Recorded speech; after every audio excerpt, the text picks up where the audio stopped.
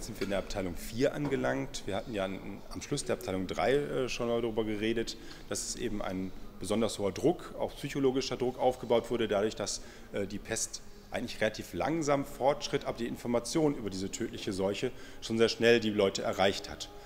In solchen Stresssituationen sucht man natürlich auch nach einfacheren Lösungen, weil dieses komplizierte im Pestgutachten beschrieben mit den Sternen und den Erdbeben und dem Miasma, erstens versteht man das nicht unbedingt sofort und zweitens ist es natürlich ein Naturphänomen, gegen das man eigentlich kaum etwas machen kann. Und da ist natürlich eine schöne Erklärung, wenn man etwas findet, wogegen man auch etwas tun kann. Also zum Beispiel, dass Personen oder Personengruppen tatsächlich schuld wären an der Pest. Da kann man dann gegen vorgehen und auch so versuchen, die Pestausbreitung einzudämmen. Und die Informationen, wie gesagt, gehen relativ schnell von Stadt zu Stadt, von Land zu Land. Deswegen hier einmal dieses Botenzeichen aus Hattingen, das eben so ein städtischer Bote bei sich trug, um möglichst auch ungehindert passieren zu können und sich auszuweisen. Und im deutschsprachigen Raum sind schnell Randgruppen, soziale Randgruppen ins Gespräch gekommen, dass sie absichtlich die Pest hervorgerufen hätten. Vor allem natürlich die Juden, die ohnehin schon schlecht beleumundet waren eigentlich in der damaligen Gesellschaft und denen tatsächlich so etwas zugetraut wurde. Das Ganze, wie gesagt, im Vorfeld der Pest. Die Pest war noch nicht da und man suchte halt eben Schuldige, um die Pestausbreitung einzudämmen, zu verhindern. In anderen Ländern waren das auch andere Randgruppen, seien es jetzt Fremde generell oder auch für die Leprakranken, weil es eben zum Beispiel in England und Frankreich auch gar keine jüdische Bevölkerung mehr gab. Die war schon ausgewiesen worden, Jahrzehnte vorher, aber im deutschsprachigen Raum war das eben die Gruppe, auf die sich diese Angriffe konzentriert haben. Es kam tatsächlich auch zu Pogromen, also zu gewaltsamen Überfällen auf die jüdischen Siedlungsbereiche. Die Juden wurden getötet oder vertrieben und ganze Gemeinden ausgelöscht. Also letztendlich der größte Mord an der jüdischen Bevölkerung vor dem Holocaust, könnte man schon sagen. Dass diese Pogrome eben auch große Auswirkungen auf die Städte und auf die Bausubstanz gehabt haben, kann man auch an archäologischen Objekten sehen, wie zum Beispiel hier aus Köln. Dort wurden in den vergangenen Jahren weite Bereiche des jüdischen Viertels ausgegraben und eben auch Fragmente geborgen, die zur Synagoge gehört haben, zum Ritualbad, also der Mikwe gehört haben, alles ganz hochwertige Architektur, aber auch die einfachen Wohnhäuser letztendlich der dort ansässigen jüdischen Bevölkerung. Natürlich hier gut zu erkennen an den hebräischen Schriftzeichen oder auch an ganz spezifischen Architekturelementen, die eben zu so einer Synagoge gehören. In Köln selbst ist dieses Pogrom auch schriftlich gut überliefert. An anderen Orten hat man teilweise nur Schriftüberlieferungen und gar keine archäologischen Objekte. Das ist immer sehr unterschiedlich. Zu den Aufgaben, die letztendlich der jüdischen Bevölkerung auch zugeschrieben wurden in der mittelalterlichen Wirtschaftswelt, war neben dem Fernhandel auch der Geldverleih.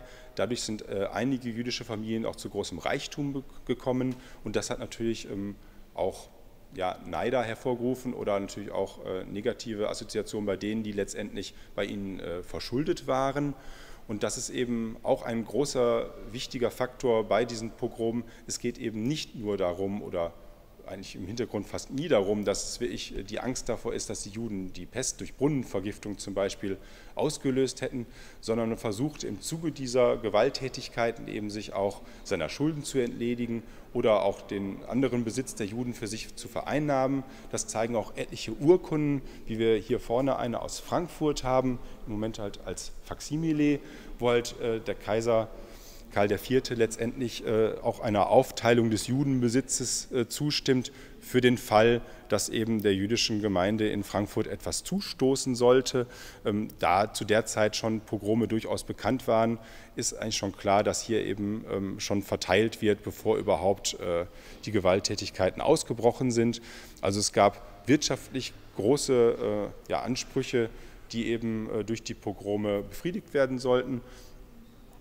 Und es gab dabei auch noch politische Ambitionen. Also es gibt gerade in süddeutschen Städten sehr viele Sozialrevolten, könnte man schon sagen. Also die mittlere oder untere Schicht in den Städten revoltiert gegen die Oberschicht, möchte Teilhabe am politischen Leben haben und nutzt dafür letztendlich dann diese Gewalttätigkeiten gegen die Juden innerhalb der Stadt, um ihre Forderungen letztendlich durchzusetzen oder an die Macht zu kommen.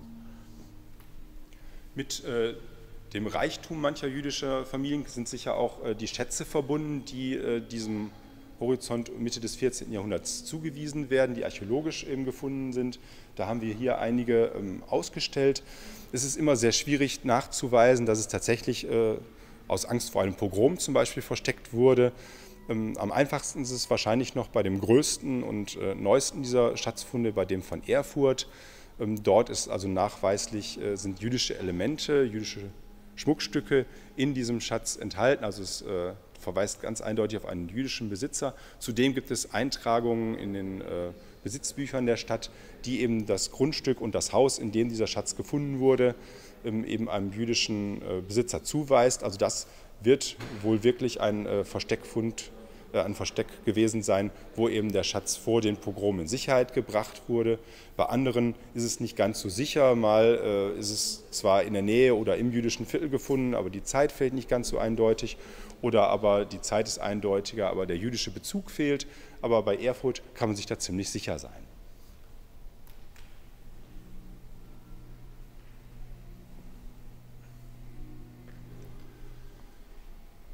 Wie schon vorhin erwähnt, haben die jüdischen Händler oder jüdischen Geldverleiher natürlich einen wichtigen Part letztendlich im mittelalterlichen Wirtschaftssystem erfüllt.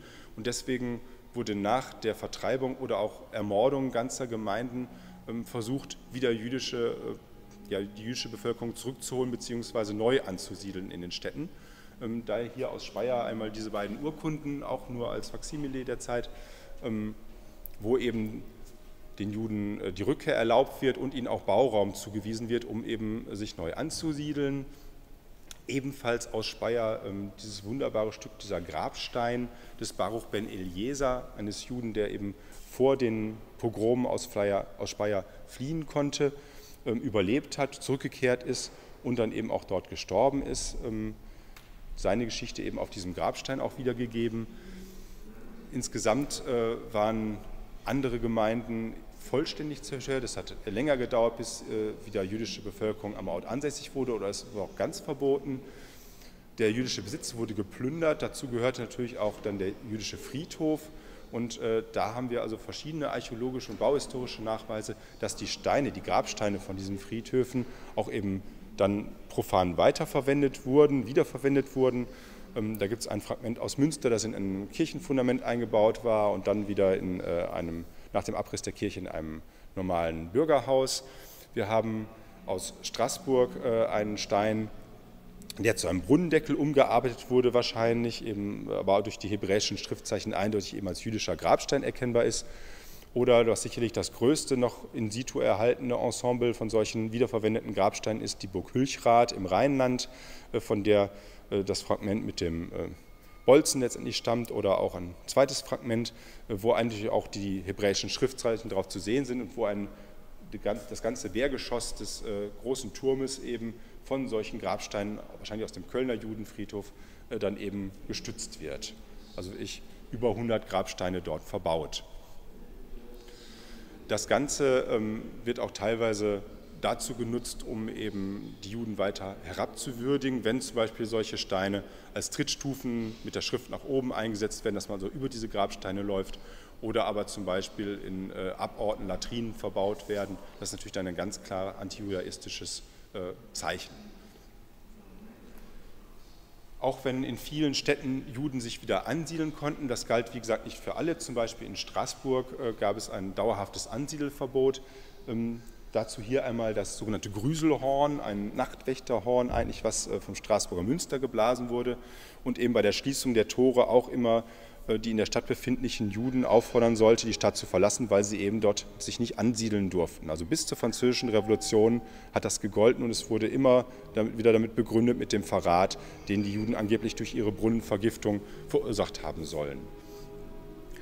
Das Thema wird auch in der Neuzeit nochmal aufgegriffen, zum Beispiel in Frankfurt beim sogenannten Fettmilchaufstand, wo auch noch einmal das jüdische Viertel geplündert wird und auch sogar auf diese Urkunde, die wir vorhin gesehen haben, verwiesen wird, dass eben der Kaiser damals der Stadt Frankfurt eben einen Mitbesitz an dem jüdischen Viertel letztendlich eingeräumt hat.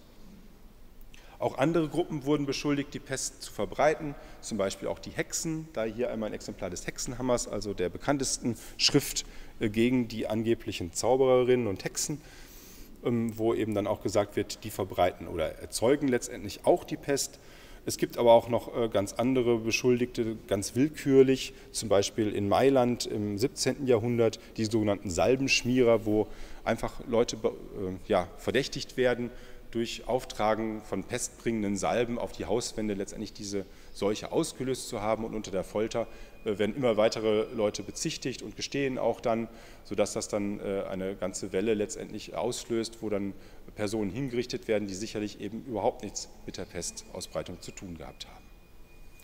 So viel jetzt einmal zu den vermeintlich Schuldigen und den Beschuldigten letztendlich für die Pestausbreitung, und jetzt gehen wir zum nächsten Kapitel, wo es dann zum medizinischen Bereich geht.